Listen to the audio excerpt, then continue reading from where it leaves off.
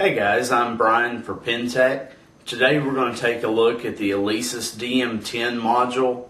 I'm really excited about this module. I actually liked it so well that I purchased one for my own personal use.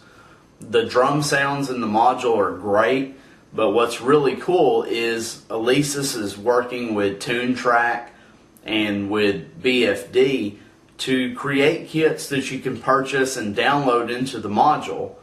That'll give you the high quality sounds of Superior or Easy Drummer or BFD without having to connect your drums to a computer.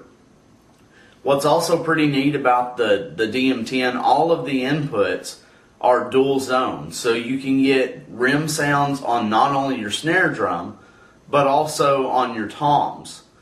This module is also set up to do chokeable cymbals, dual zone ride cymbal, or even a 3-zone ride cymbal.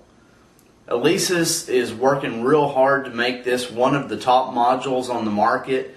They've done a good job, but they are constantly improving. Since its introduction, they've already released a new firmware update.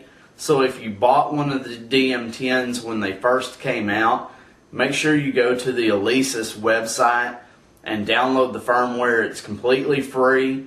It's going to give you a little bit finer tuning for your hi-hat.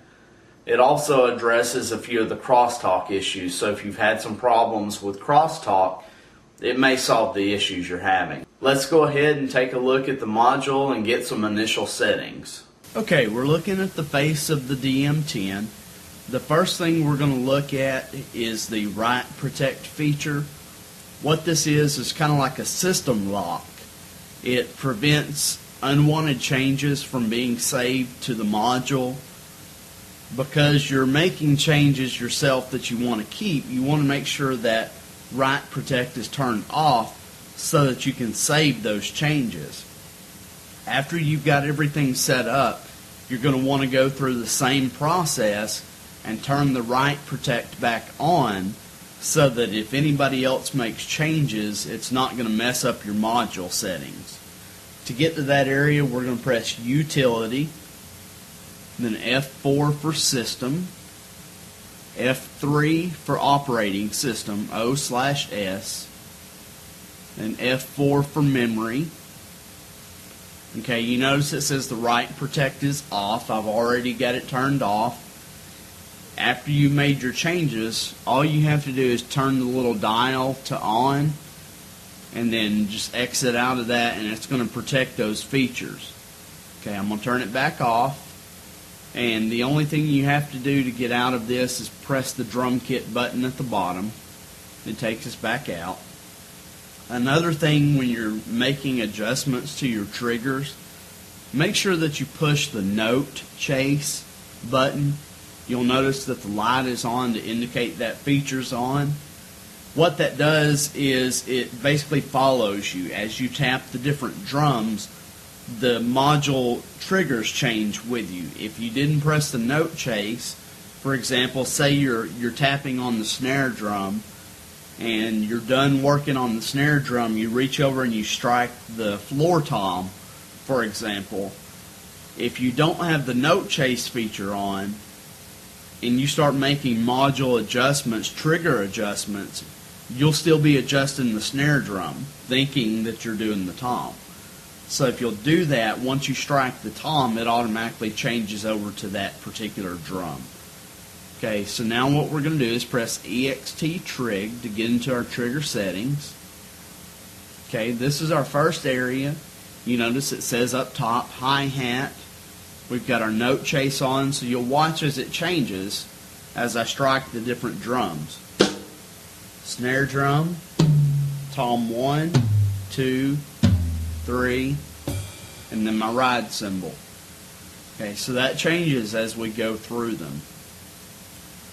Now, we're going to start off, we'll go through the sensitivity of all of our triggers, one by one, and look at those adjustments. Your snare head is at 15. Okay, notice your rim is at 35, function is trigger, and you notice the input type says piezo. Now, depending on what type of pad you're using, that can say piezo or it can say switch.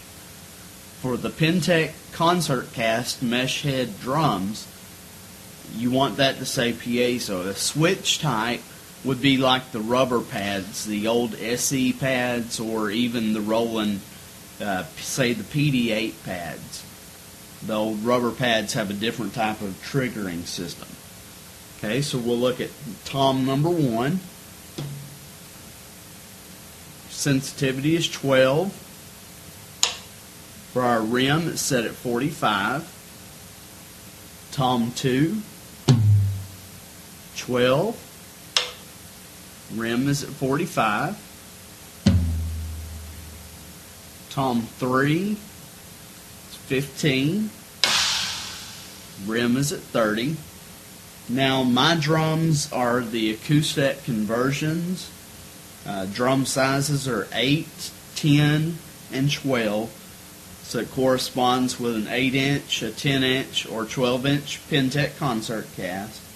My snare is actually a 13-inch, so it's going to be very similar to the 12-inch or the 14 acoustic snare for settings. Kick drum, sensitivity is 40. My hats, set a sensitivity of 30. Now my ride cymbal,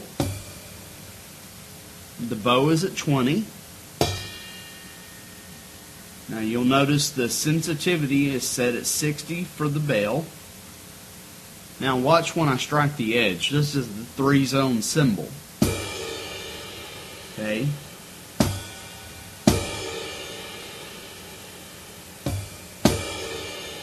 And still reading out the bow, but what we're going to look at is the mode. Okay, you'll notice it says on here input type is 3-zone. The ride mode is 3-zone. You can select either a 2-zone or a 3-zone. In our case, we are using a 3-zone ride. So that means what it says on here, it says this will require using percussion 1 input.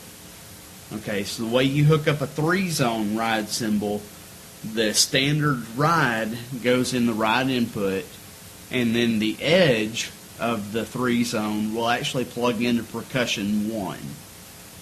Okay, so we're going to exit out of that.